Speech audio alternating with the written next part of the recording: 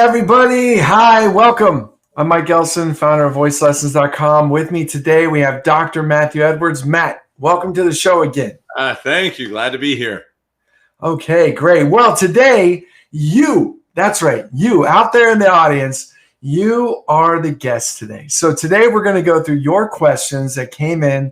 If you haven't signed up, sign up. You can ask us any questions. So we're going to go through questions that just came in from our audience. And so let's jump into today's first question. Right. We have here, let me pop it up. All right. This comes in from David. He writes, what is the best way to choose songs for CCM voice students, non-musical theater? Great. So there's a whole lot of different ways that we could look at this. And so I guess we'll just maybe give a couple introductions to some ideas and you can dig a little bit deeper. And then if you need anything else more specific, David, just reach out and let us know. So if you kind of take my friend and colleague at the CCM Institute, Marcelle Gauvin, she talks a lot about helping a student find their purpose, their reason, their why. Why do you sing? What are you trying to do? Right now, that might be something like, to communicate these past experiences so that other people know they're not alone, to make people forget about their troubles, to get up and sing, to make people think deeply about social issues. It could be lots of things like that. So depending on what age the student is, you'll get a different answer to that. But if the student has something that's really important to them, start there. And the reason why is, like Marcel says, is that that's your most deeply connected place to begin, right? If something you're passionate about, then when you start trying to pick songs to bring to life, because remember, like in CCM, it's not all about technique, it's about storytelling, of which technique is necessary to enable the storytelling at the level you want. So if you start with the place where the story is already something that hits really close to home, you're going to have a lot less work to do on that storytelling side, which will make it even easier to merge the storytelling with the vocal technique, whatever changes that you're making as well. So that's one way that you can approach that. And, we've had Marcel on the show in the past talking a little bit about this. So you can go back into the archives on the voicelessons.com Facebook page and, be able to find those past videos. Another way to look at it is to start with whatever is the student's favorite genre, and then to start going back in history to teach them about the music up till today. Now, again, this kind of depends on where they are in their process. If they're already gigging, you're not going to want to do that. But if they're saying, a high school student's like, I really want to be a better rock singer, and you're listening to the voice and you're saying, yeah, but technically I don't, your voice has just changed. You don't quite have those high notes that you need to belt out that, real rockin' sound. But you want to still give them a chance to explore. Well, go back into history and go start around Elvis, right? The study in the 50s. It'd be even great if you go back and start in the blues, right? And really study the history of the blues and help your student learn, hey, why were these songs created in the first place? And then go through the blues, not to try to appropriate that style, but to get the student to understand where rock and roll's roots are, what was going on in the world at that time, and how that impacted the music making. Then definitely get back in there into the 50s. Take a look at rockabilly and see how rockabilly influenced the beginning of rock and roll and what Elvis Presley did to bring rock and roll mainstream. Make sure you introduce the students to the history of, what was happening in Cleveland, where the first radio station started using the term rock and roll. And also have your students trace back and find out that it actually originated in songs in the 30s. And then have them study what was going on in history at that time, right? To make sure that they really understand the music and the people who created the music. Get them to go into Spotify and find one of the top 50s playlists, go through there and maybe pick one song that they really like that they want to work on. And you pick a song that you like from that era for them to work on and start there. And then get them kind of tapping into what the 50s thing was all about. Then start moving up through the different decades or different variations of rock, right? Because we can say go by the decades because historically that's really nice and clean cut. But the reality is these genres and these sub-styles of all these, like of rock and pop and country and R&B and gospel, they all overlap. There's no clean dates on these. but move into something different. So maybe from Elvis, maybe move into the Rolling Stones when they're starting to get a little bit more hard rock, a little more distorted. Maybe move over into protest rock and really get your student to understand what was going on in the world of the 60s and early 70s, and why people were getting so worked up about things and expressing it through their music. Then move into the 70s, explore punk, the beginnings of punk. Have your student go watch the documentary, A Band Called Death. It was about a black punk band that started up in Motown, an old Motown studio up in Detroit. And they were one of the first bands to really start pushing the beginnings of what we now call punk music. They kind of got lost into history, but there's a great documentary I got a chance to see up at the Traverse City Film Festival, and it's now available online. Check that out. Move into the 80s and explore what all the big hair bands were doing, how the stadium tours kind of changed things. Then move into the 90s and explore alternative rock and roll and how that was a reaction to the glamour of the big hair bands and how people tried to break free and then get them to, explore and experiment with, those sounds and what that was like, and look up about, how Napster affected things. Then as we get into the 2000s, look at all the other bands that are bringing in more of the electronic pop components into the music, but also then start really having your students dive in to look at all the YouTube cover artists who have really changed the way that we think about cover songs significantly in the past, 10, 15 years. And so as you work through all those different eras, first of all, you've got more than a year of material to play around with, but it's also going to progressively allow you to grow those voices, right? Because when you go into the early days of rock and roll, voices were not up in the stratosphere. And if you go into the pop part of that, there was a lot of falsetto and heady mix or lighter sound qualities. So if you're just trying to get like a baseline kind of speech-based sound, going back to those roots is going to make it a little bit easier to do that. Then as we start moving through the different eras, you're going to see the vocal ranges pushing higher and higher, right? In the late 60s, we're starting to get up there. The 70s were definitely pushing it. And by the 80s, you've got the Guns N' Roses and Def Leppard and all these bands that are starting to really push the upper end of the range. Queen, so you're going to see how then it's going to diverge. And then you're going to have to find your students' range within each one of those eras. But it should give you a good pathway working that way to work both technique and artistry.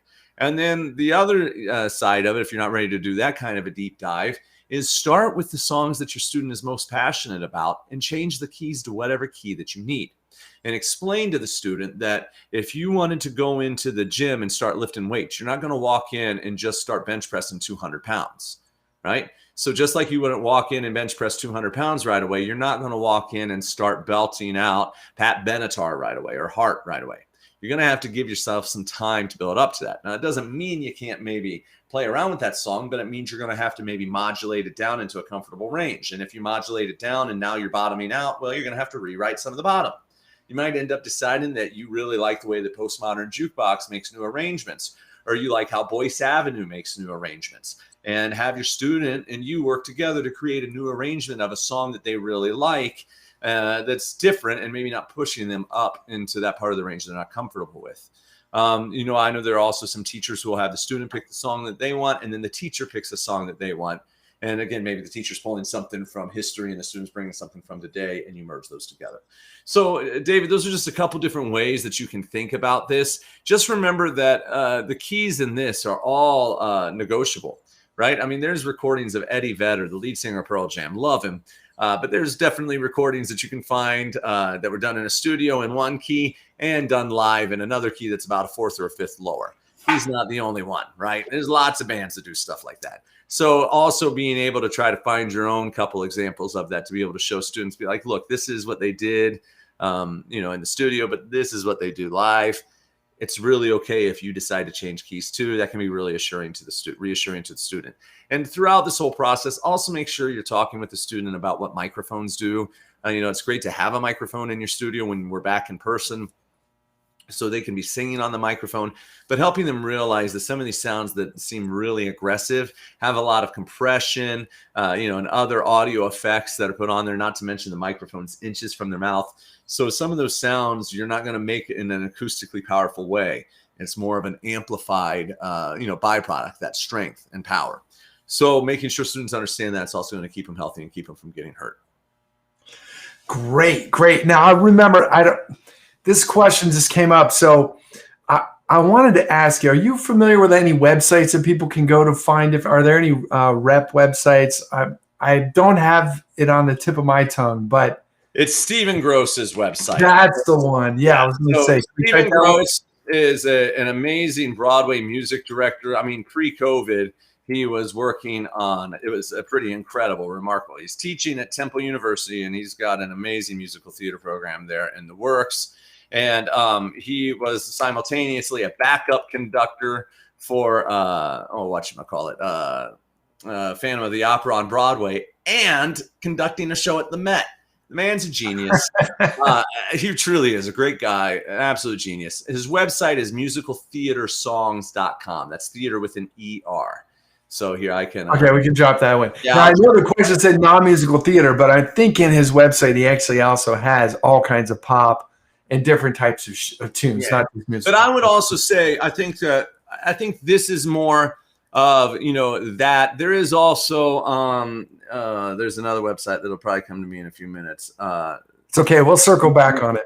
But I also that's a good point though too about gender, and especially in pop rock styles, no one cares. So just have your student sing whatever they're doing. I have people of every gender identity singing songs written by artists of different gender identities, and it's great. Sure. Actually, amazing. I've got a tenor right now killing a Katy Perry song, and it's amazing, and it goes over really well every time he does it.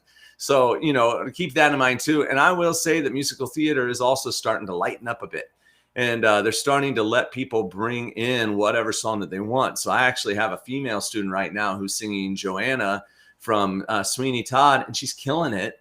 And so far the reaction's been really, really good. And then I've also got a tenor who wanted to sing one of the leading cheerleader songs from Bring It On.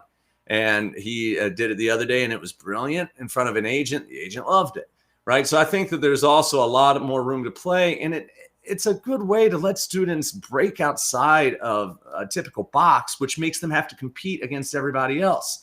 When you let a student do something different to show their authentic self, all of a sudden everyone on the panel is like, wow, I have really not seen anybody else do that kind of a unique presentation of that particular song, and it's going to stick in their mind for the rest of the day. So, I think the big barrier to that was for years casting directors and agents being against that idea. But it seems like in the last year that they've gotten over that, and now they're accepting of that. And so that's awesome. Let's keep doing it, because it's actually a lot of fun, and your students actually will learn a lot of stuff, because then they're not trying to copy the sound that they're hearing on the recording. They're taking a song that they love and they're making it their own. And that's just great all the way around. Yeah, absolutely. Okay, cool. So we'll drop that link in there, and let's jump into our next question. This one comes in from Ashita, and really, really common question. We get this one a lot. If I'm not a born singer, but I have an okay voice, can I still be a singer? Yeah, we do. We get this a lot. All right, so Ashita, here's the deal. Everybody was born to sing. All right, you come out of the womb vocalizing, you're screaming, but you're still moving your voice with pitch, right? You're not in control of it by any means, but it's moving around, right? You're making a lot of sound. And then as you get into like around 6 months to a year, you're starting to imitate the vocal patterns of your parents, and you're starting to make sounds. And by around between that age of 1 and 2 years, you'll start catching, toddlers, late stage infants starting to try to copy melodies of the songs that you sing to them. And then as they continue to grow, they'll just start singing along. Now, I was down in my basement, and on the second floor of my house, I heard my kid trying to sing the same thing he heard. And he says he doesn't like singing. He caught an earworm, I guess, and was just doing it. And I heard it through the monitor, right? So we're meant to make these sounds. We're meant to do this. It's only society that's made us think that we're not. And I can tell you actually where that traces back to. It's two things. And it's history. So it just is what it is. But it's the Catholic Church, because the Catholic Church in around the 8th, 9th century, decided it wanted to codify music that was being used in the churches. And that's where we got our first book of church music, which was Gregorian chants. And subsequently after that, people, the Pope, it all came down from the Pope, started saying, well, this is the way that you have to sing this song, and you're not allowed to do it any other way. And so that started to be enforced. And that's the first time that I've ever read about in history where we know for a fact that people were requiring someone to sing a specific way. If you go look at the way that indigenous tribes sing, they're not living by some strict rule book, at least that I'm aware of. Maybe within their community there is, but we seem to have in our idea that there in the United States, there's some universal set of guidelines. Well, the other way that came to us was through music schools, but music schools came out of European traditions. And not all music styles are based off of European traditions. Rock isn't, pop isn't, country music isn't, R&B isn't, gospel isn't, hip hop isn't, right? Those are all based off of a merging of some European traditions, but the traditions that were brought to us by Black Americans, brought to us by Appalachian communities, right? And so I think that we have to realize that there is no singular way that you are expected and supposed to use your voice other than the one that's authentic to you, that brings you joy, and then maybe if it matters to you that other people like. And I say maybe if it matters to you, because if you're just singing for your own enjoyment around your house, who cares? That's what you're supposed to do, is be singing and having fun doing it, right? My good friend, Dr. Pizza, says that he's found some research that it seems to be that singing might stimulate the pituitary gland. It might stimulate the thyroid glands, and it might actually have health benefits to us that we have missed out on. If you look at a lot of indigenous tribes, they were singing every evening, right? And getting together. Well, what if that act of singing was stimulating different glands inside of their body and giving them health benefits that we've lost track of because of this rigid idea that we have about singing? So if it's for your own joy, who cares if other people like it? Just sing for you. If you do want other people to like it, or you're worried about that, then you can seek out training, because the truth is singing's a motor skill. And just like any other motor skill, you can learn it on with some good training. You might want to do an online course like How the Voice Works. You might want to go and take private lessons one-on-one, which can really kick up your learning. But everything that you have ever done with your body that required you to learn a new movement pattern had 3 stages of learning to it. It had the cognitive phase where you realize, oh, I don't know how to do that. Help. And somebody started to help you with it. And then as they started helping you with that thing, you started going, oh, I think I got it. And you started getting it right some of the time. And sometimes you didn't. So somebody gave you tips like, nah, do this little adjustment here. And you make that adjustment and be like, oh, yeah, that. And then after a while of doing that with a little bit of assistance, you started realizing, oh, I've got this. And you just started doing it on your own, and you didn't need coaching anymore. Well, that same process is true for every motor skill and even singing. So it's also not like you're committing to 20 years of voice lessons. Opera singers do, because they're doing something that's really fancy, really special, really requires a high degree of refinement. But most other styles of singing don't require that degree of refinement. They require more attention to telling a story and more attention to really, knowing the roots and bringing those stories to life. So yeah, I would say, Ashita, to jump on in, start playing with your voice. If you want to go back and look through the archives of the show, we've given a lot of tips of where you can start. And I would just say, start with your speaking voice and try to sing the songs you love with your speaking voice. And then when you get to a point, excuse me, but you get to a point where your high notes are starting to strain, then go back and look up where we've talked about developing your head register and your chest register and developing mix. There's a couple shows that we did a while ago that are just on those specific topics. And you can draw from some of those exercises. And like I said, definitely consider a coach if you feel like you're hitting a roadblock, because a coach, a teacher, it can really help you take your singing to the next level and avoid a lot of frustration and, hard feelings along the way. Absolutely. Anybody can learn, and the health benefits there, Matt. I'm so glad you mentioned that. I can't wait to find the next study on that. I know there's a lot of things where they just say it increases your general happiness. So I totally believe if everybody just sang one song a day, just one song a day, world will be a much happier place. So, okay, jumping into our next question here. This one comes in from Dirk. Writes in, I've been practicing for a year or more, and I cannot develop any vibrato. Can I hope for that at some point? So if you could just break down maybe what is vibrato, when does it show up? Why does it show up? And how do you get it? And is there hope for Dirk? Can he get his vibrato? So to Dirk, to start off, yes. So we'll start off with the yes, and then I'm going to kind of tell you how. All right. So let's start off with what Mike just asked about, is what is vibrato? Vibrato is the fluctuation in pitch and amplitude that we hear in a singer's voice. Now, The research, I was just reading some recent research on this, that everybody has some fluctuation. Our ears just don't always pick it up, right? It's rare to get just that solid and tone coming out of a voice. There's usually, we're not creating like a sine wave that's just very. No, it's not. We're not computers. But there's a variation in pitch where it is moving a little bit above and a little bit below the pitch. And then with that, there's also a little bit of a variation of amplitude where the sound seems to get just a little bit louder and softer. And it's that movement of those two, of that pitch and amplitude shifts, that gives us vibrato. Now, there are more than likely lots of things contributing to this. The research seems to be narrowing in, though, on impulses sent from the brain.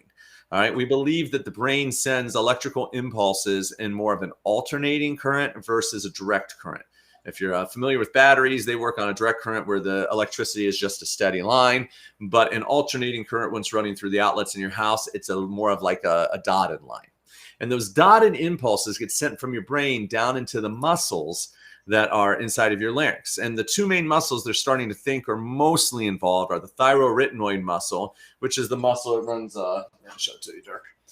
It's this muscle that runs right here in the middle of the vocal fold, and then this cricothyroid muscle that's right here. And this cricothyroid muscle, when it engages, it elongates the vocal folds. And when the thyroarytenoid muscle stretcher. Yeah. So the cricothyroid's the stretcher, the TA or the thyroarytenoid is the shortener.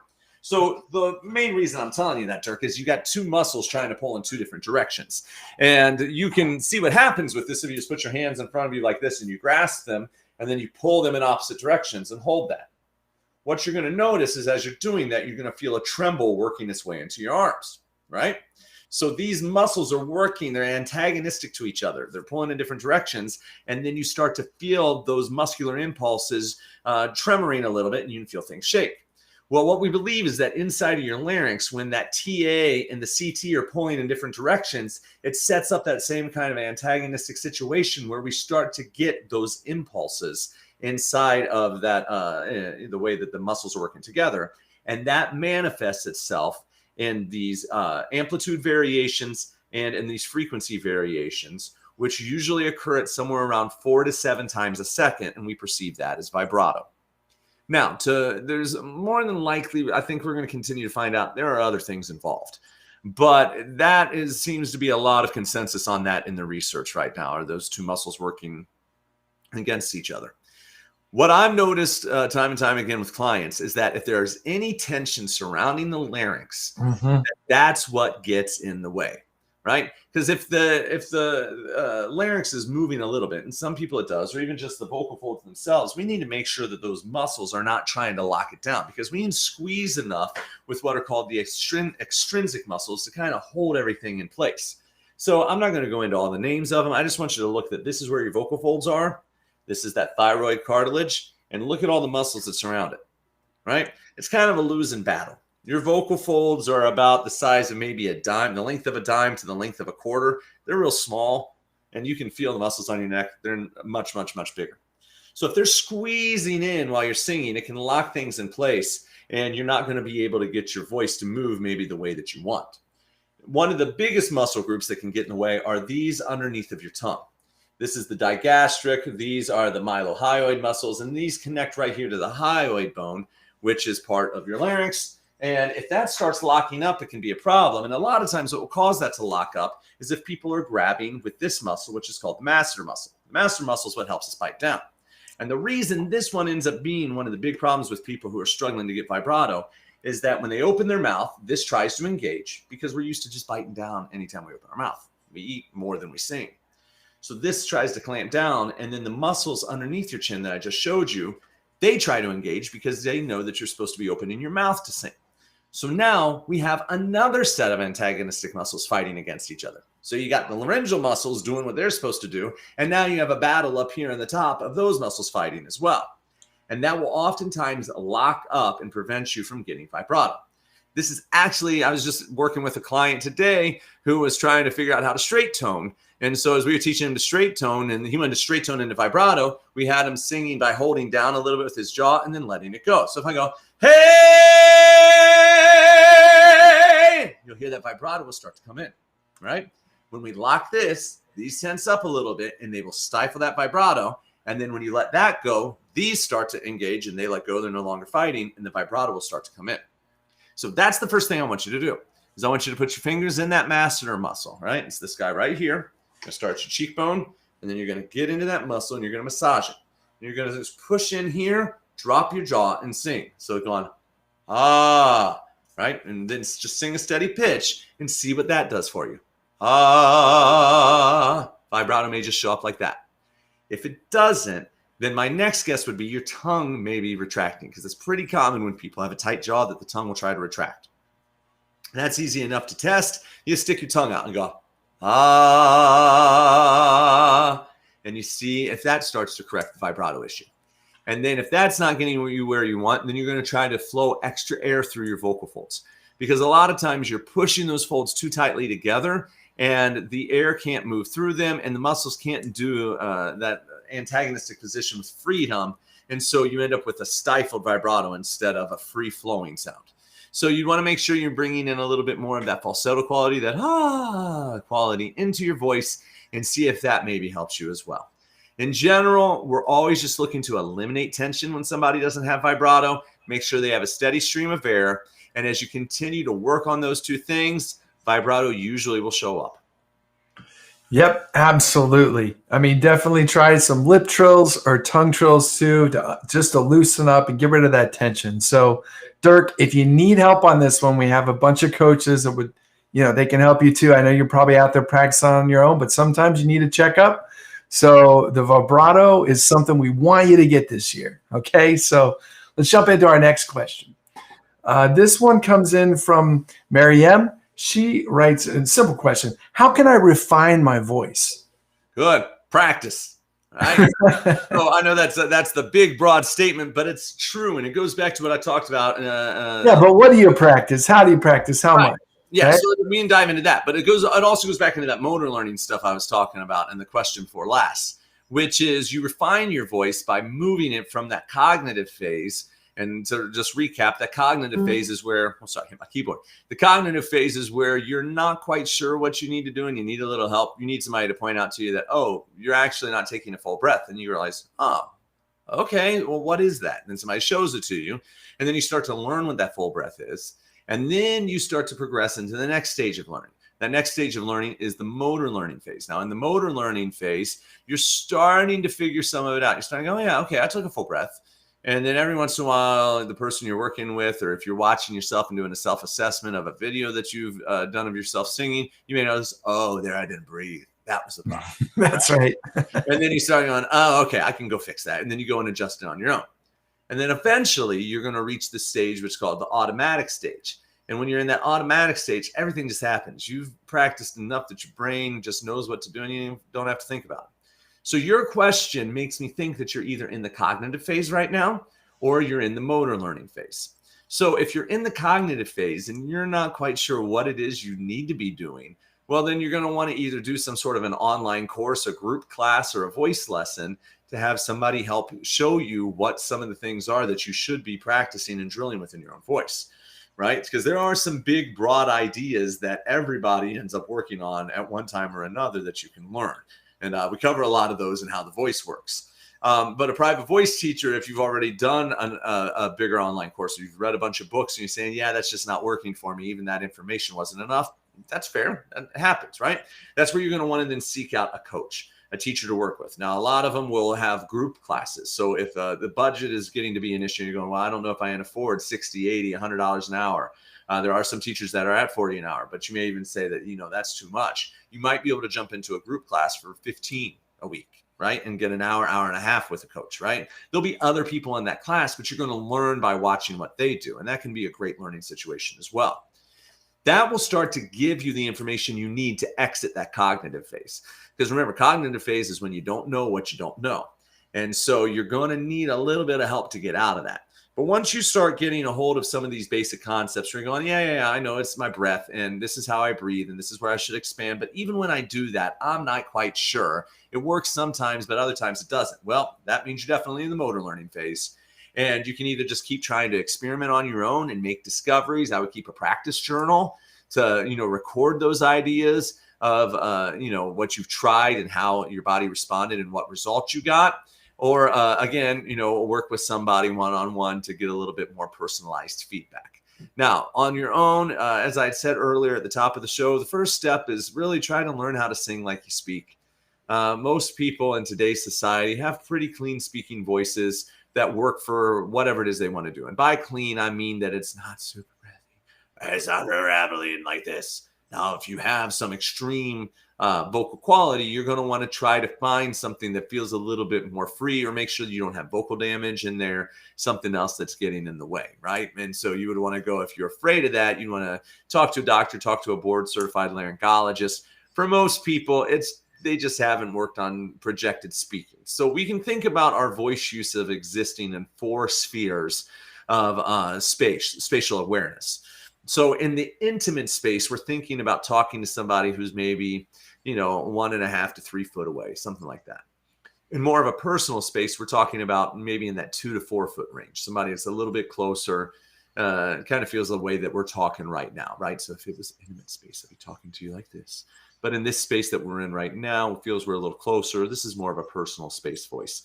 Now, from a personal space voice, we elevated up to more of a socially spaced voice. And we all, I think, understand that with social distancing for a year. I guess a year as of today, according to the news. So a year of talking in our socially distanced voice has started getting you to project your voice a little bit more.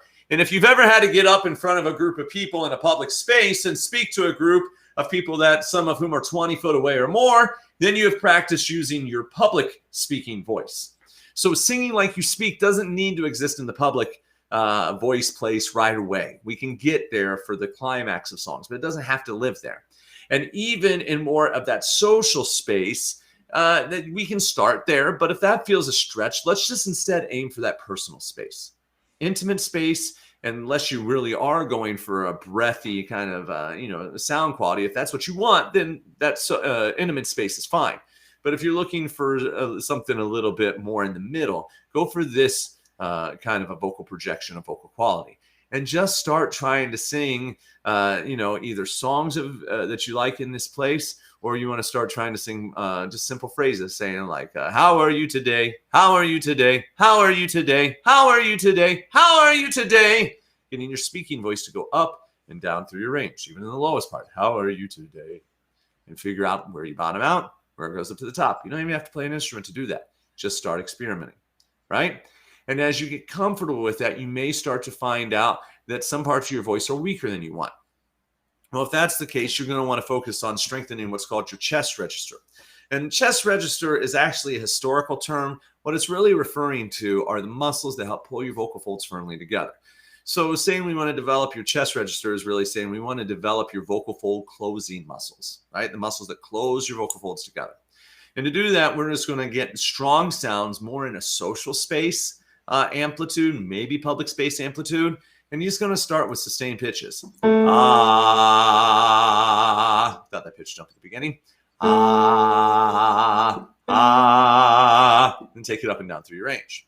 Eventually, you're going to want to start to build a little bit more, pitch patterns inside of it. Ah, or ah, and just develop that part of your voice up until it starts to get a little too hard. Then you're going to want to jump into the relaxing of the vocal muscles, right? When we get a really breathy sound, that that's all those internal muscles inside your larynx letting go a little bit. And if you've been only working on full sounds, your body may not realize it's really okay for it to do that. So we just got to reassure it and train it a little bit in that vocal quality. Traditionally, that's been called head register. Some people call it falsetto. It doesn't matter what you call it. It just matters that you have ah, and you also have ah, right? And then eventually you're going to learn how to do everything in the middle. With that ah quality, you're just carrying it down. Ah, ah, ah, ah, ah, ah, going all the way down into the lower part of your range. So now you're taking ah up and ah down.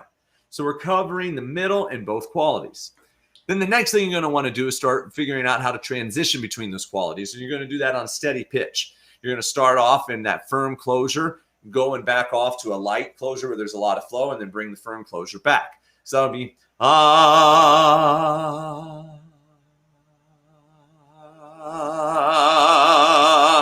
Notice I'm trying to keep my mouth stable. I'm trying to make it only about the vocal folds. We're going to do the reverse.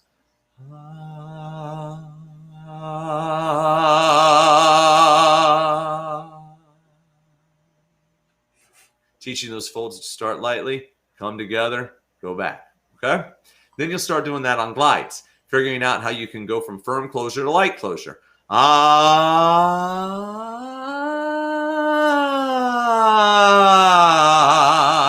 Then figure out how to do the opposite.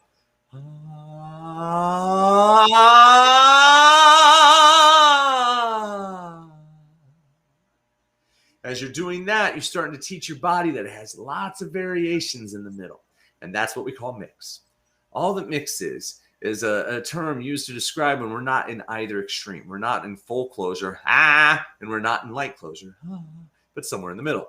We tend to call it chest dominant mix if it's got more of those firm closure qualities. Hey,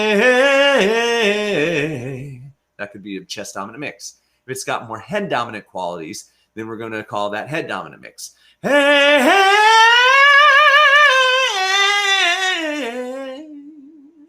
right? It's got a lighter feeling to it. I'm a baritone, so that's not really where I live. That's why it doesn't sound the best. But for tenors or, belters, sopranos, mixers, somebody's voice who's a little bit lighter, a little bit younger, a little bit higher, that's going to sound different, right?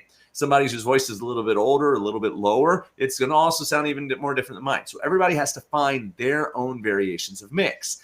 And that process of finding all the variations you have available to you is going to be the process that's going to help you really discover what your true range is, right? You're going to start to realize that, man, I really can't carry up chest mix beyond this note.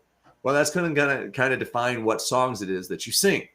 For me, that's in public a G. Right. And goofing off, I can hit B flats and C's, but I don't want to do that in front of people. So instead, I might sing that at home, like we talked about early in the show, sing for fun. So, I'll admit I sing Guns N' Roses here and there for fun, just not in front of people besides my wife.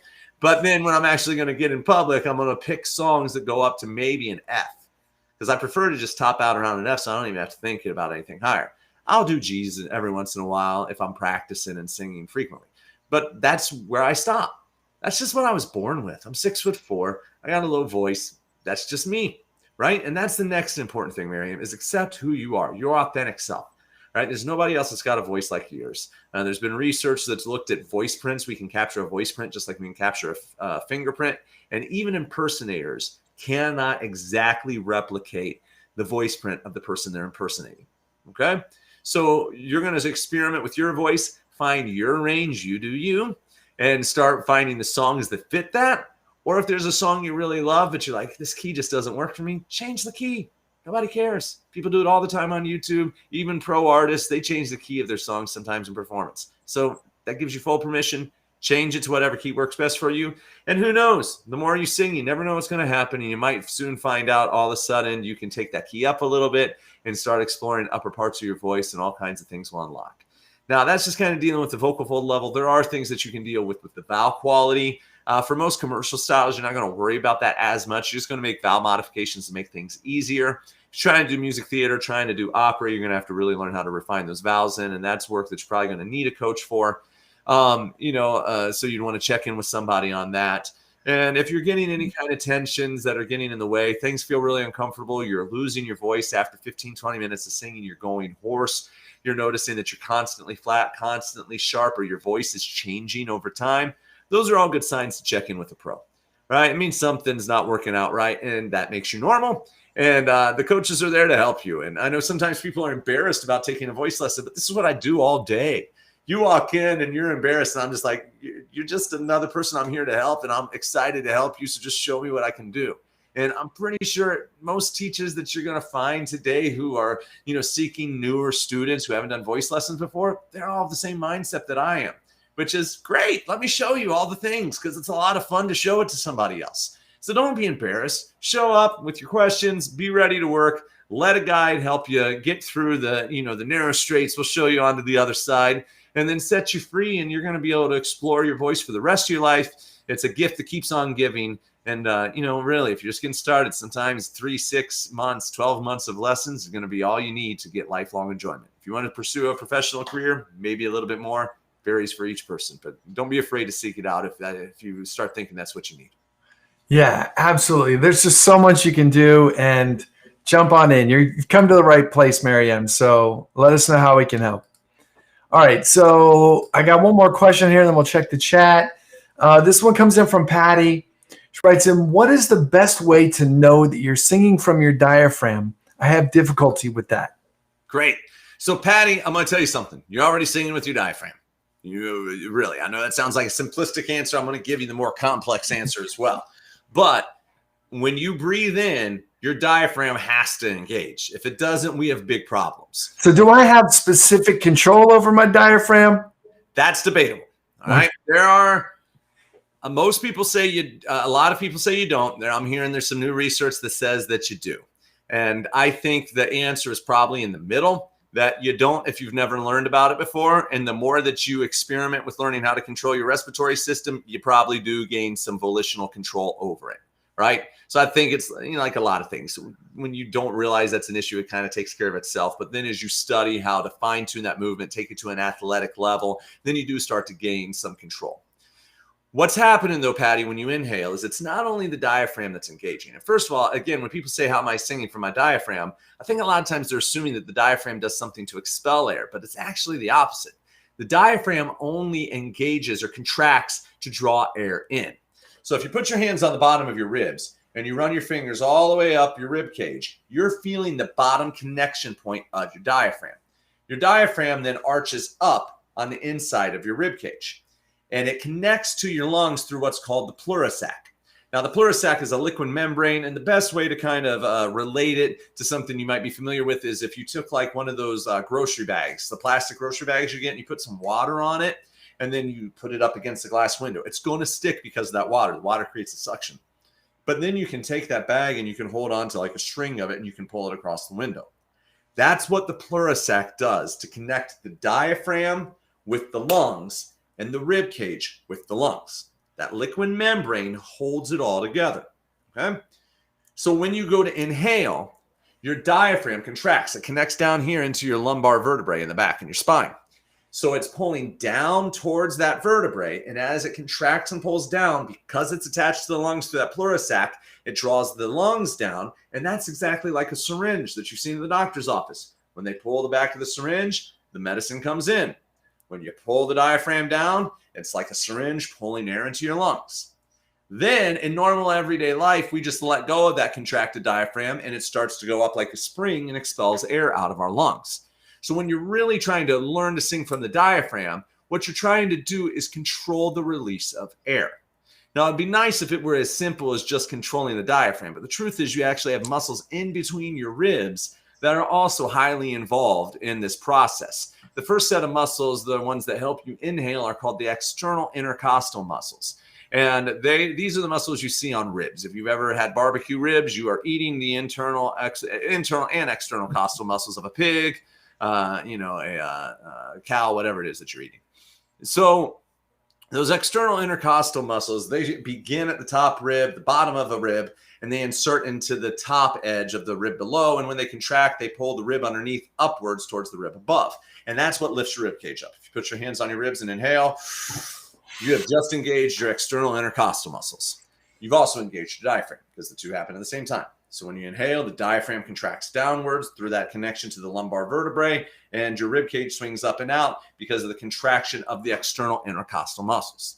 Then you go to exhale. Like I said, that diaphragm lets go, and if the external intercostal muscles let go, the internal intercostal muscles take over. Those muscles originate on the upper edge of a rib and insert into the lower edge of the rib above. And when they contract, they pull the upper rib down towards the lower rib, which effectively pulls that rib cage in, compressing your lungs and sending air up and out of your body. Now, when you're singing, it's a problem if this just happens on autopilot, because what you'll see happen is you'll see somebody who's trying to figure this out, like you are, Patty. They'll inhale and then it immediately collapses in. And a lot of times when it collapses in, you'll see veins popping out. They'll get red in the face, something like that, or you'll hear them getting flat or getting sharp. And that's why teachers will use the broad description of you need to learn to sing from your diaphragm to address that you need to figure out how to manage your respiratory system. And that's the term I prefer, which is respiratory management, right? Because we have tons of research. There's an entire book written about how the respiratory system works. We know it down to a lot of details, right? We know that for most singers under the age of 50, we have a fair amount of what's called elastic recoil, right? There's about 200 million teeny little pockets inside your lungs, right? They're like little latex balloons. They're called alveoli. And when you breathe in, those alveoli stretch, and they have such elasticity that they're going to want to collapse back in. And that's also part of the reason air leaves your lungs. So we don't necessarily need to do anything to improve the exhalation of air, except delay it. So one of the techniques that you want to practice with is keeping those external intercostal muscles engaged so your rib cage stays up and out. So breathing in and then hissing out and keeping your rib cage up.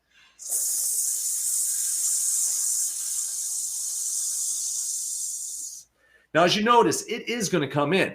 And as our friend Dr. Kari Reagan writes in her book, she says that maybe talking about maintaining the expansion isn't actually the best description of this. It's really more of keeping your rib cage buoyant.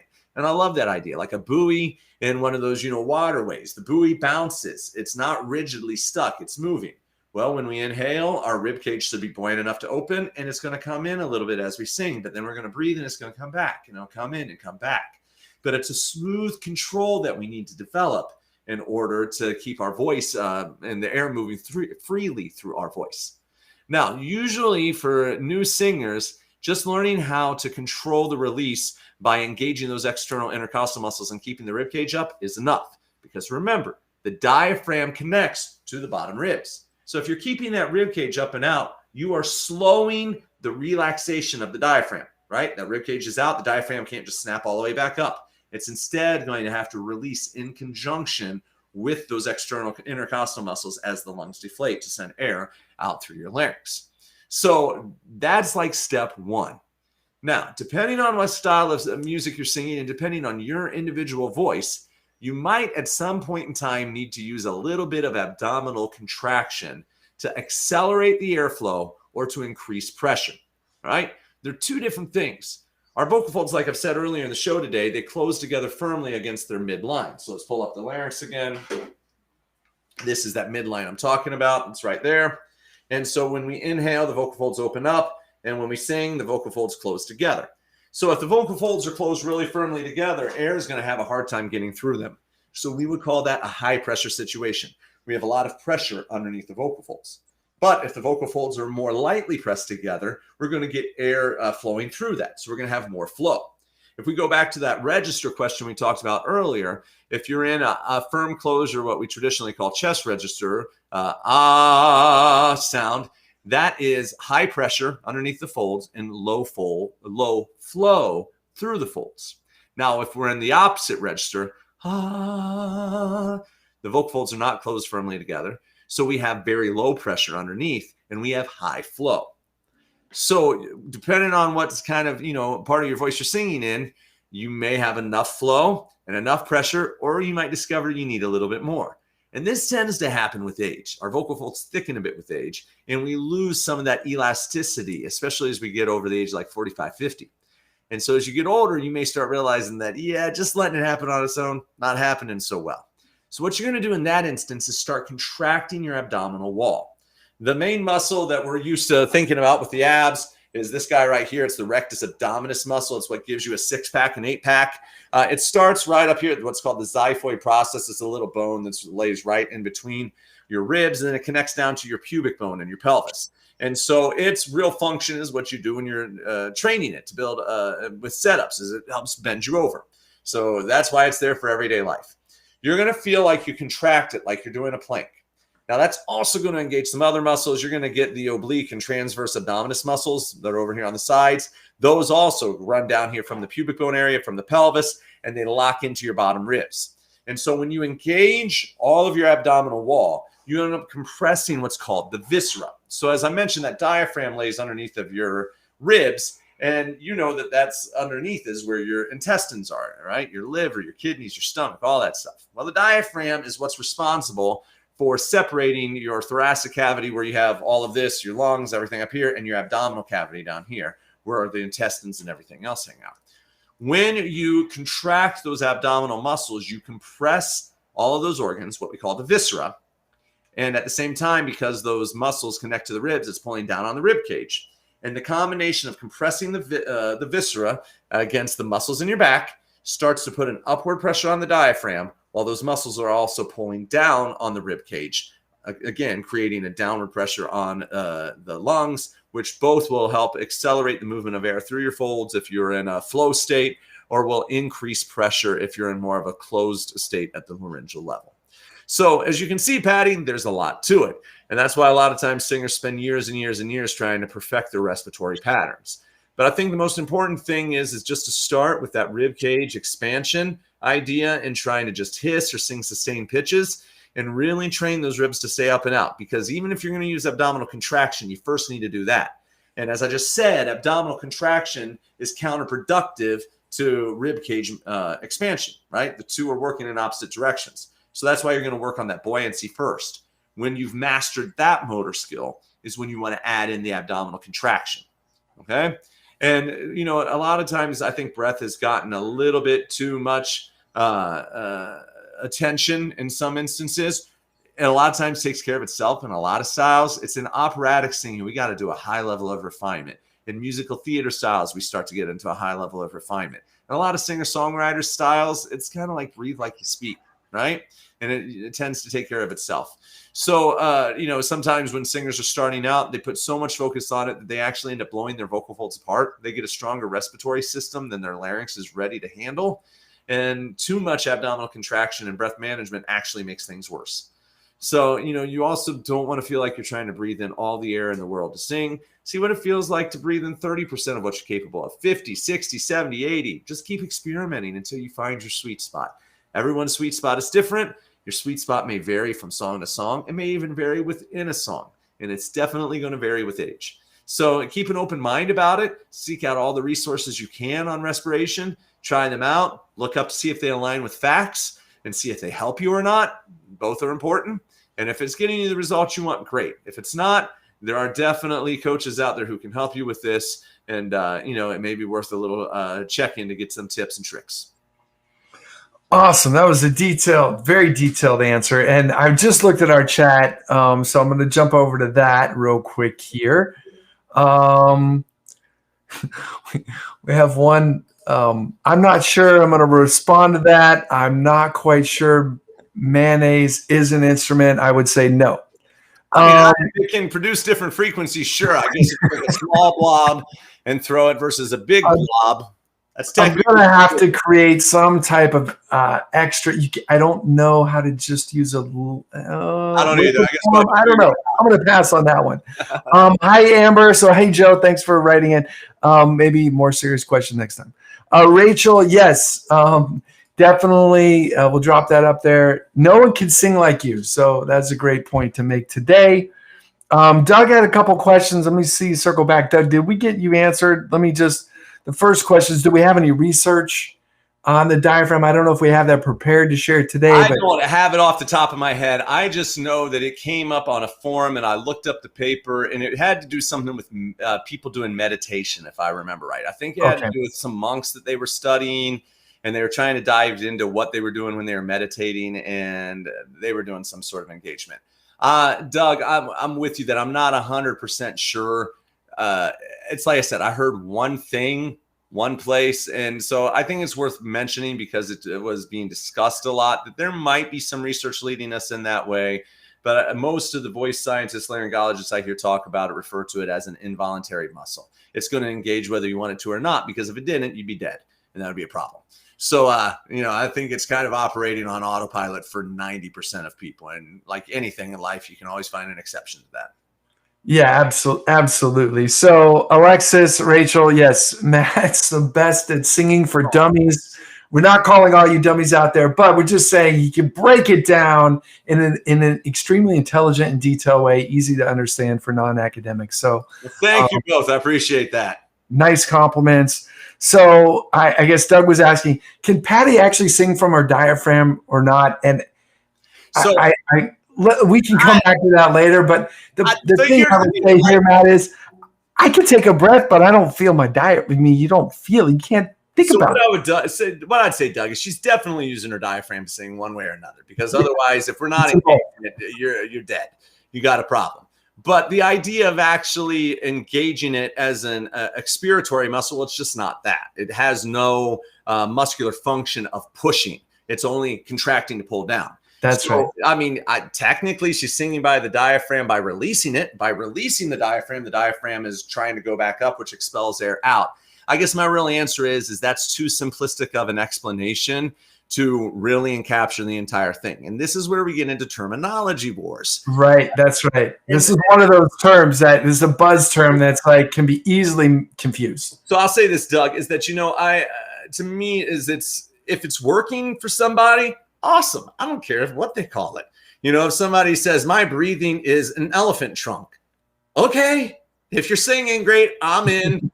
I guess because they blow air out. Okay, whatever, and I'll help you with your elephant trunk if that's what's going to get it. I had one student talk about like a unicorn horn. Don't feel that, don't get it, but it helped her sing amazing, so we went with it, right? So I think on this terminology, I think to me, it's like getting into the function. What does the function do? We know that there's muscles in there. You're right. Some of them are voluntary. Some of them are involuntary. How I describe support is I say support is more of respiratory management. I don't actually like the term support. If I use the term support, I've mentioned that there's two kinds of supports. There's the supports that you have in your house that hold the building up and keep it from collapsing. And then there's the emotional support that you give a friend going through a hard time. In emotional support, you're there to lift them up when they need it. You're there to back out and get out of the way when they don't need you. You're there to listen. You're there to respond. You're adaptive.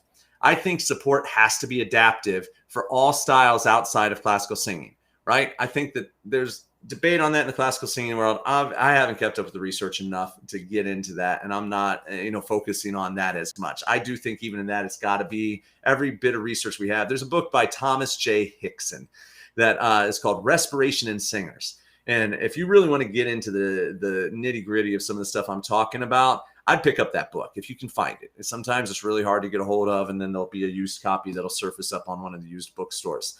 But Thomas J. Hickson, brilliant book, full of citations to research that you can go look up. It's widely regarded, widely accepted in the speech language pathology community, as well as in the voice teacher community.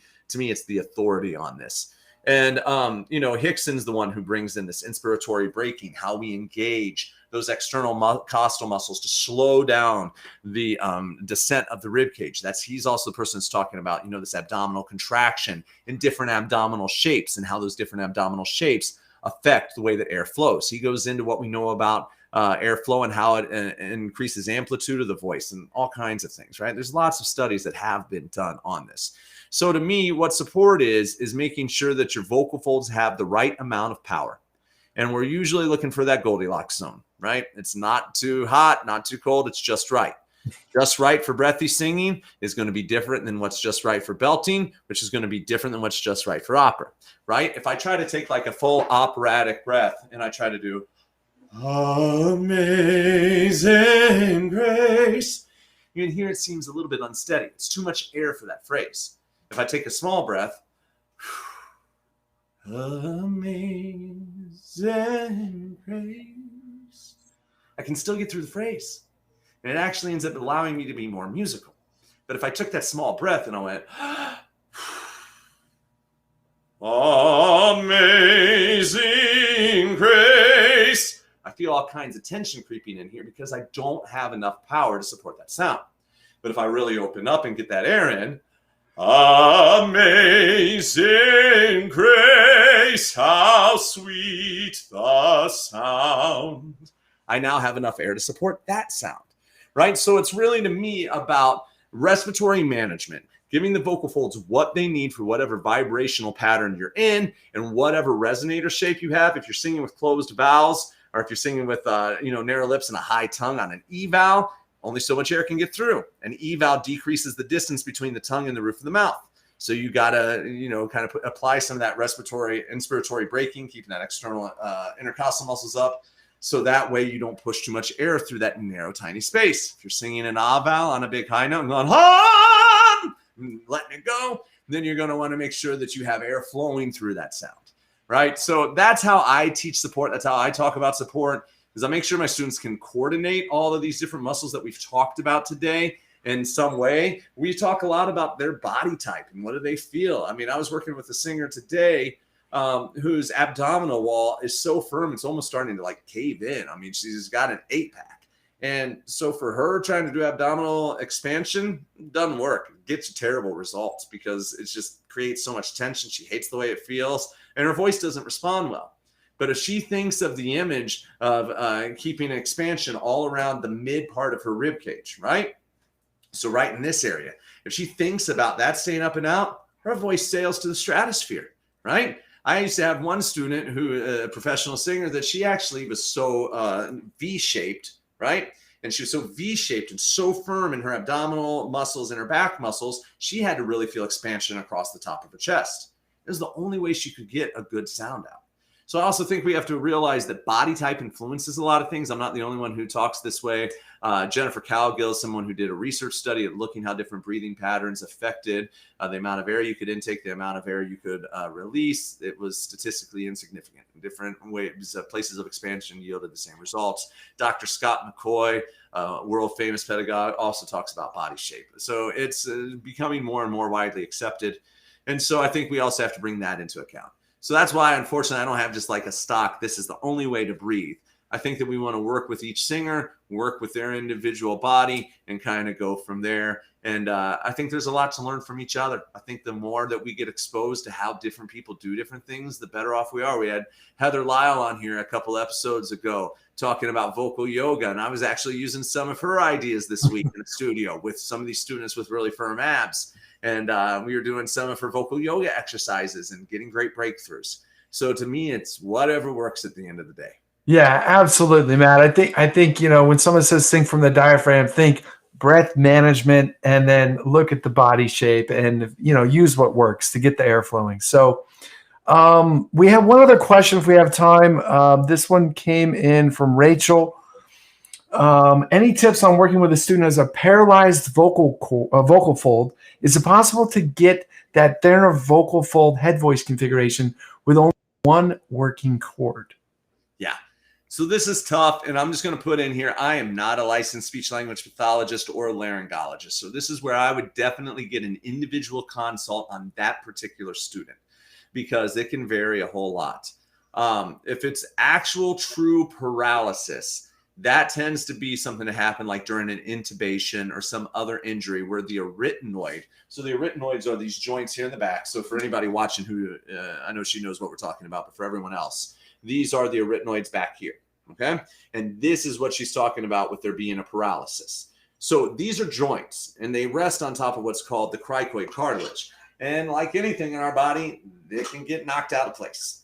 And this happens a lot with intubation. If somebody starts having a cardiac arrest or some other respiratory distress during an operation, that tube will try to pop out of their lungs. And when it pops out, it'll dislocate one of those arytenoids along the way. I've had a client come to me with this. It's talked about at conferences.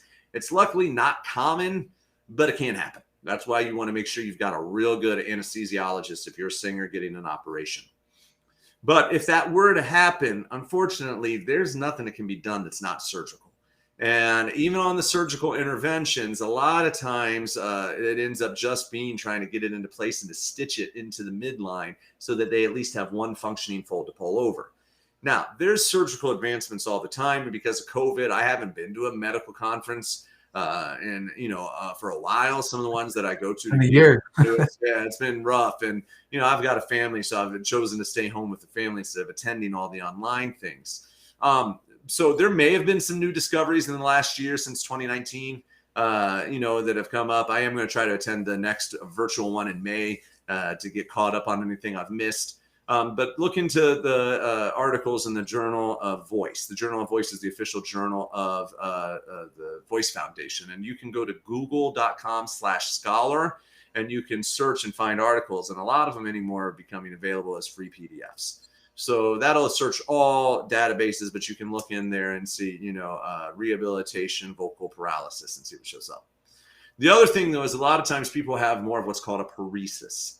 And a paresis is something that is usually can be corrected in some way. A paresis is what we consider temporary. Something's not swinging over to the middle. And in that situation, yes. Now, this is interesting though, because there's some that say that it's not, some of these things aren't going to have good recoveries, some of these injuries, and then you'll find the singer who had an amazing one. I have, seen the results of these conferences of people who make recoveries that another person had told them they wouldn't make, right? So I think this is why it's getting with the right person. Most of the time it's things like staccati exercises, because staccati are bringing those muscles together, starting to strengthen those interarytenoids in case there is a weakness in the muscles that's preventing the one from pulling over, right? When it's paralysis, you've either completely lost the connection, the nervous system connection, or the thing's dislocated and it doesn't want to move over. If it's paresis, a lot of times you've got a weakened muscle or the neurological connection has been damaged. That happens a lot through acid reflux or other illnesses that sometimes people get. You can, though, a lot of times strengthen that muscle, rebuild that connection, just like people who have been partially paralyzed. Some of them can relearn how to walk. So, if we're getting in there with good training, a lot of people, they'll find that muscle will start to respond. Yeah. And then as they can get it to start moving again, then you start just getting into sustained pitches to bring it in towards that midline.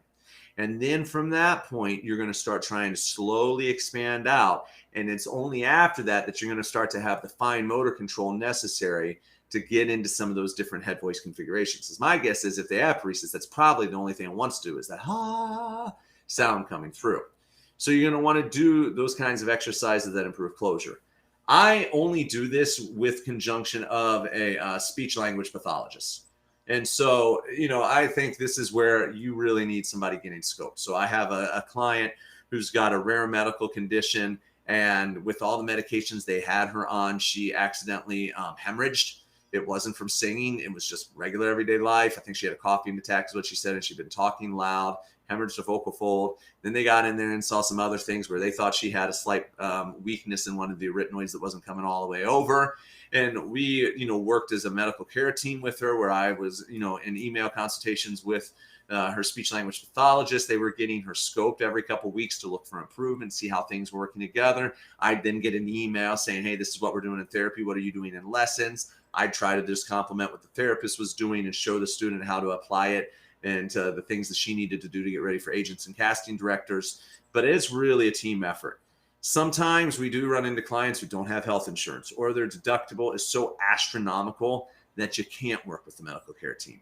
And if that's the case, just do it slowly. Take your time and just keep letting the student know that, hey, I'm not a licensed medical professional. I know at the core of this, we have to start improving your vocal fold closure. So this is where we're going to start. Let's see where we go.